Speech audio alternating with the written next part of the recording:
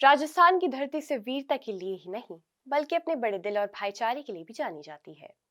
चार भाइयों ने अपनी लाखों रुपए की कीमती जमीन मुस्लिम समुदाय को ईदगाह बनाने के लिए दान कर दी।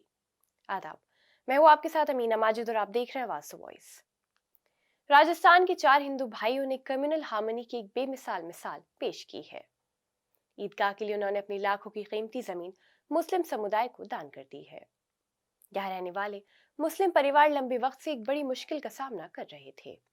गांव में ईदगाह के लिए अपनी कोई जमीन नहीं थी।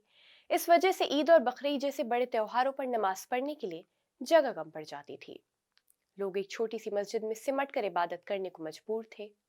तभी गांव के हिंदू भाइयों को जब पड़ोसियों की इस तकलीफ का एहसास हुआ, तो उन्होंने बिना किसी हिचकिचाहट की मदद का हाथ बढ़ाया। माली समाज से ताल्लुक रखने वाले चार सगी भाइयों ने बड़ा दिल दिखाते हुए अपनी बेशकीमती जमीन ईदगाह के लिए देने का फैसला किया।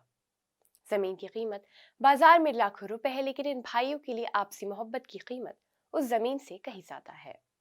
जिसके बाद ईद की नमाज अदा करने के बाद मुस्लिम समुदाय के लोगों ने चारों सैनी भाइयों और उनके परिवारों का माला पहनाकर स्वागत किया।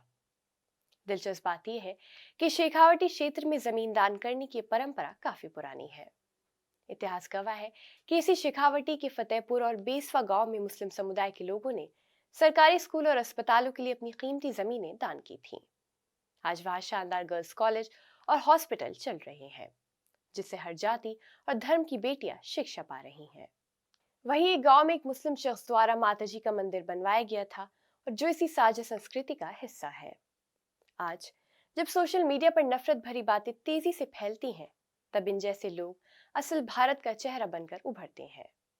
अगर हर गांव, हर शहर में ऐसे ही सोच पैदा हो जाए, तो नफरत अपने आप खत्म हो जाएगी और इंसानियत ही सबसे बड़ी पहचान बन जाएगी।